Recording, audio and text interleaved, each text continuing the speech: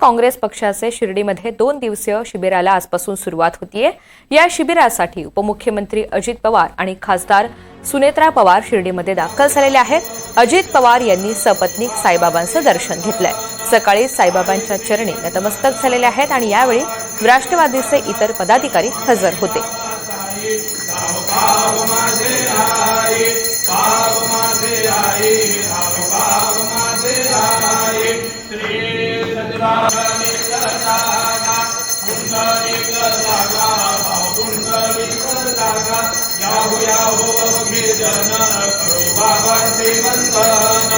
साई श्री वंदन करो बाबा श्री वंदन।